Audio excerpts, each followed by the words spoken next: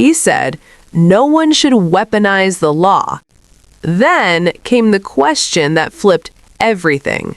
Raskin, the ranking member. Mr. Chairman, thank you very much. And Ms. D'Andrea, I'm moved by some of your political statements. One of the things you said at the end of last year was, if any political figure or party can direct federal law enforcement against its critics, we no longer live under the rule of law. Do you remember when you wrote that? Yes, sir. So do you reject Donald Trump's very public orders to the Department of Justice and the FBI to investigate and prosecute James Comey, Letitia James, Adam Schiff, a bunch of other colleagues, including Jason Crow?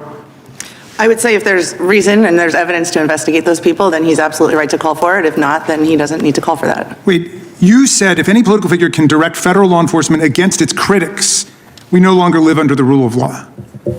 I think there's a difference between someone being critical and someone doing something that violates the rule of law.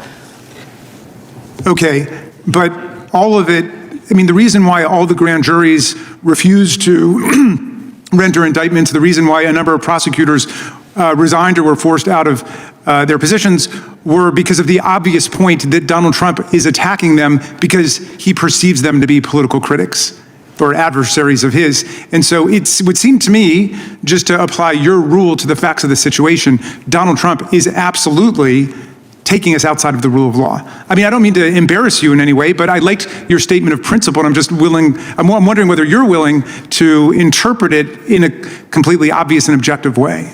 I would say that my interpretation is objective, and I think that without having all the facts about each of these individuals and each of the allegations allegedly, against them, I can't speak generally to the president's statement. I stick by my original statement. If any president, whether it was Maduro or Trump or Oscar Orlando Hernandez, says, I want you to go and investigate and prosecute these 20 political enemies of mine, your position would basically be agnostic. Well, let's wait and see what happens in the investigation. Is that right? Doesn't that defeat the whole point of your statement? Respectfully, that's not right. That's not what I mean. That's not what I intended to say. All right, well, let me ask about another one. I wish we had all day, because you've said some interesting things, which I agree with at the level of generality at which you stated them. For example, you said that Maduro had refused to cede power. I think it was in the 2024 election, and you said that it's impossible to sustain a claim to lawful governance by a leader who holds office in defiance of his own electorate. Well, that really made me think about what happened in 2020, when Donald Trump claimed that he won the election, but the Congress found that he had not won the election. 60 federal and state courts rejected every claim of electoral fraud and corruption. But not only did he claim that he won it, he continues to claim that he won it. So I hope you would repudiate that. Thank you for the question. I would say that he ceded power. He gave in. The President Biden was sworn in and was the president of the United States. So he did not illegally hold on to power in the manner that President Maduro, illegitimate dictator, did. Oh, I see. In other words, because the coup didn't work and the violent insurrection didn't succeed in overturning the election, then you think it was all right what he did? Respectfully, that's not what I said. That's what I said, though. In other words, you seem to be saying that because his attempt to destroy Joe Biden's electoral college majority, which he won by more than 7 million votes, 306 to 232 in the electoral college, because his efforts to overturn that on the floor of Congress and with a violent insurrection, then he complied with what you were stating as a basic rule of law principle. Respectfully, sir, I think there's a difference between asking whether fraud occurred and refusing to cede power once it's been made clear to you that it hasn't. Well, what's inciting a violent insurrection against your own government?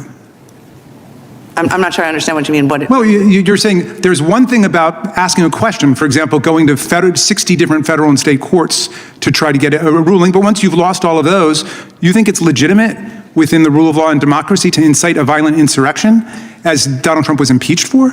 Sure, I appreciate the question. I don't have a clear answer for you on that. Okay. I think that. Well, we can discuss it later. And I thank you for your statement of principles, which I think are often quite lucid. But I wish that you would apply them even-handedly across the board. It might be tough from the job that you're in right now. I yield back to you, Mr. Chairman. Mr. Chairman. This wasn't just a hearing. It was a trap, and it snapped shut in real time. Because the moment started with a principle, a simple one.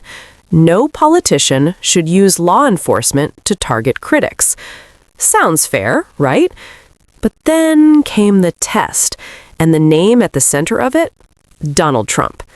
Because lawmakers pointed directly to his public calls to investigate political opponents like James Comey, Letitia James, Adam Schiff. And suddenly, that clear principle got complicated. Instead of a firm stance, we got conditions. If there's evidence, if there's reason. But here's the problem. That's exactly how power gets blurred, because the original statement wasn't conditional. It was absolute. And that's when the conversation shifted to something even bigger, the 2020 election. Let's be real. Over 60 court cases rejected fraud claims. The results were certified, power transferred to Joe Biden. But the question wasn't just about the outcome. It was about the actions in between. Because asking questions is one thing, but what about when it escalates into something else? We're talking about pressure campaigns, attempts to overturn results, and yes, what many describe as an insurrection. And here's where it got uncomfortable. When asked directly, was that acceptable under the rule of law? There was no clear answer. Not yes, not no. Just hesitation. And that silence, that's what people notice. Because principles only matter when they're applied consistently, not just when they're convenient. And that's the real takeaway from this moment. It's not about left versus right. It's about whether the rules apply to everyone. Because once you start making exceptions for power, you don't have a rule of law anymore. You have a rule of preference. Drop your thoughts below.